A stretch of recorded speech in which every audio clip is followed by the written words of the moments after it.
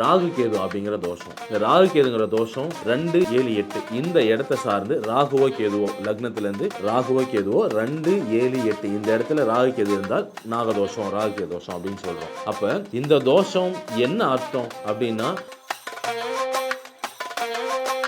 நிழல் கிரகத்தால் எப்படி ஒரு மனிதனோட வாழ்க்கையில, மனிதனோட விதியில, அவன் ஜாதகத்தால மாங்கல்ய வாழ்க்கையில குழந்தை கருவாகிற இடத்துல சார்ந்து இந்த தோஷம் பாதிப்பு ஏற்படும் அப்படின்னா என்ன அர்த்தம் எதுன்னா,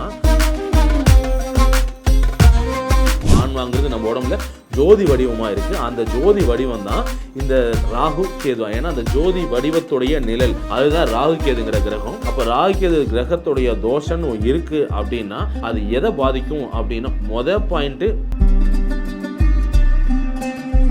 8 விதமான நாகங்கள், அஷ்ட நாகங்கள் அப்படிங்கிறது இருக்கு. அந்த 8 விதமான நாகங்கள்ல எந்த நாகத்துடைய தோஷம் இவருடைய உயிரை சார்ந்திருக்கு, இவருடைய ஆன்மாவை சார்ந்திருக்கு, இவருடைய உடலை சார்ந்திருக்கு அப்படிங்கிற தாசாந்திரம், பிரணோதம், வாகிருத்தம் இந்த 3 அமைப்புல இந்த தோஷம் உடம்புல எந்த இடத்தை சார்ந்து இருக்குங்கிறத நம்ம தெளிவா பிரிச்சு பார்க்கணும். அப்பதான் தோஷம் நிவர்த்தி பண்ணும் போது இந்த பலனும் நமக்கு முழுமையா கிடைக்கும். இதுக்கான காரணமும்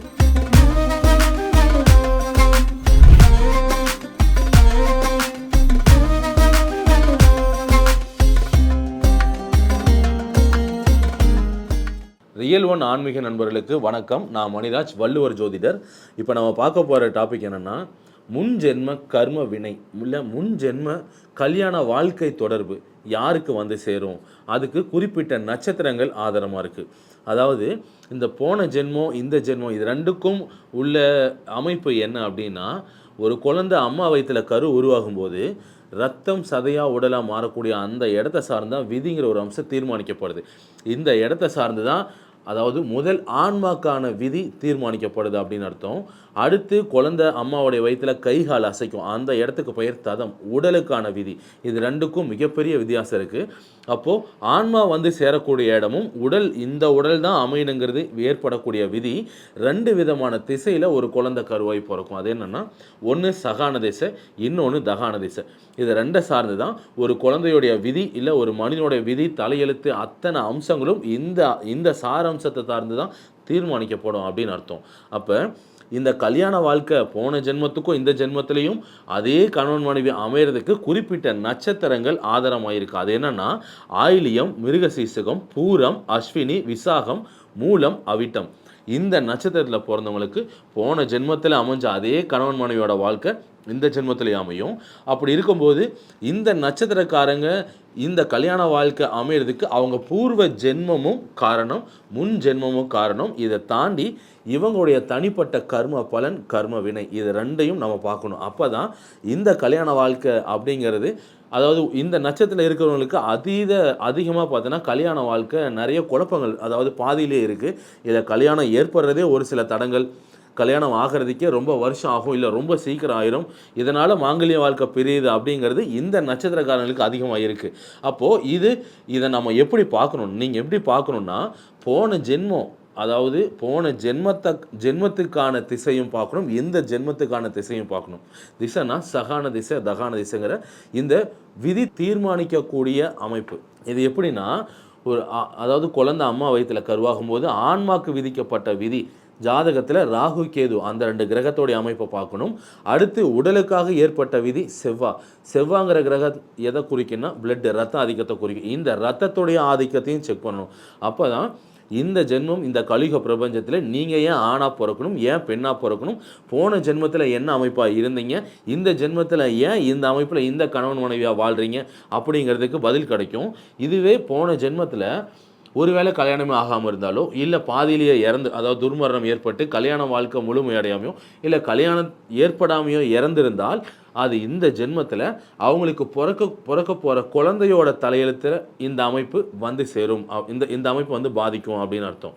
அப்போ இது எல்லாமே பிரம்மசிஸ்திரம், ஆதிசிஸ்திரம், இது 2ம் சேர்ந்தால் தீர்க்கமான சாந்தாதார யோகமா இல்லை தகான யோகமா அப்படிங்கிறத நம்ம தெளிவாக பார்த்தா தான் இந்த போன ஜென்மத்துக்கும் இந்த ஜென்மத்துக்கும் உண்டான சம்பந்தம் என்ன அப்படிங்கிறது நமக்கு தெரிய வரும். சரி, இப்போ அடுத்து என்ன டாபிக் அப்படின்னு பார்த்தா, ராகு கேது அப்படிங்கிற தோஷம்.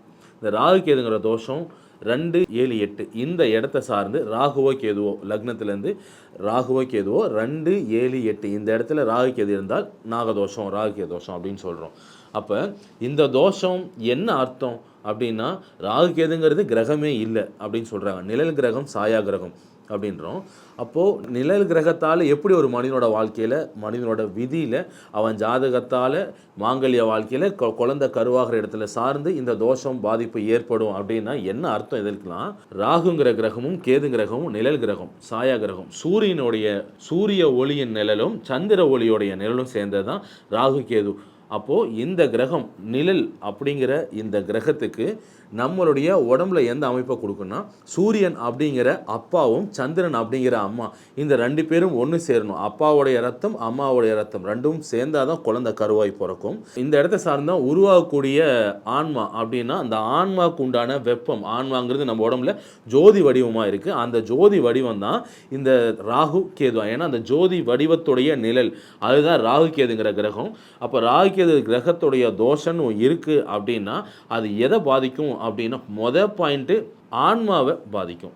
ஆன்மா சம்பந்தப்பட்ட தோஷம் தான் ராகு கேது தோஷம். நிழல் கிரகம் அப்படின்னா நம்ம ஆன்மாக்கும் உள்ள நிழல், இதை சார்ந்து ஏற்படக்கூடிய தோஷம்தான் ராகு கேது தோஷம். இந்த தோஷம் ஏன் வந்தது அப்படின்னு ஜாதகத்தில் நம்ம பார்க்கணும். முக்கியமாக இதுக்கு உண்டான பரிகாரம், காளகஸ்தி, இந்த மாதிரி திருநாகேஸ்வரம், ராமேஸ்வரம் போய் பரிகாரம் இதெல்லாம் பண்ணிக்கிறது நல்லது. ஆனால் இதை பண்ணுறதுக்கு முன்னாடி இந்த தோஷம் வர்றதுக்கு என்ன காரணம், அவங்க அப்பாவுடைய வம்சவழி கர்மாவையும் பார்க்கணும், அம்மாவுடைய வம்சவழி கர்ம வினையும் பார்க்கணும். ஏன்னா 8 விதமான நாகங்கள், அஷ்ட நாகங்கள் அப்படிங்கிறது இருக்குது. அந்த 8 விதமான நாகங்களில் எந்த நாகத்துடைய தோஷம் இவருடைய உயிரை சார்ந்திருக்கு, இவருடைய ஆன்மாவை சார்ந்திருக்கு, இவருடைய உடலை சார்ந்திருக்கு அப்படிங்கிற தாசாந்திரம், பிரணோதம், வாகிந்தம் இந்த 3 அமைப்பில் இந்த தோஷம் உடம்புல எந்த இடத்த சார்ந்து இருக்குங்கிறத நம்ம தெளிவாக பிரித்து பார்க்கணும். அப்போ தான் தோஷம் நிவர்த்தி பண்ணும்போது இந்த பலனும் நமக்கு முழுமையாக கிடைக்கும். இதுக்கான காரணமும் நமக்கு முழுசாக சரியாகும் அப்படின்னு அர்த்தம். இந்த ராகு கேது அப்படிங்கிற கிரகம் நம்ம உடம்புல எதை குறிக்குன்னா, பெண்களுக்கு கர்ப்பப்பையை குறிக்கும். ஏன்னா அந்த இடத்த சார்ந்து தான் கரு உருவாகுது, உயிர் உற்பத்தி ஆகுது, ஆன்மா வந்து தங்கக்கூடிய இடம். அப்போ ராகு கேதுங்கிற கிரகம் பெண்ணுடைய கர்ப்பப்பையும் ஆணுடைய உயிர் சக்தியும் குறிக்கும். இந்த அம்சத்தை சார்ந்து தான் ஜாதகத்தில் தோஷம், ராகு கேது தோஷம் இருந்தால் அதே தோஷம் உள்ள ஒரு ஆணையோ பெண்ணையோ கல்யாணம் பண்ணணும்னு சொல்கிறாங்க. ராகு கேது தோஷம் அப்படின்னா ஆன்மாக்காக ஏற்பட்ட தோஷம்.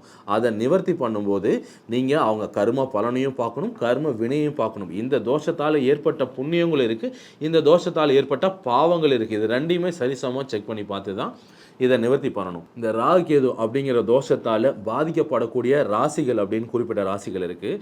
அதாவது இது வந்து என்ன அர்த்தம்னா, ஆன்மாக்கான தோஷம். அப்போது இந்த தோஷம் பார்த்தீங்கன்னா ரிஷபம், கடகம், துலாம், மகரம், தனுசு இந்த 5 ராசியில் ராகு கேது இருந்து தோஷமாக இருக்குது அப்படின்னா அவங்களுடைய பூர்வ ஜென்ம கர்மாவையும் பார்க்கணும், முன் ஜென்மத்துடைய கர்மாவையும் பார்க்கணும், ஆன்மாவுடைய தோஷம் என்னங்கிறதையும் செக் பண்ணி பார்க்கணும். நன்றி.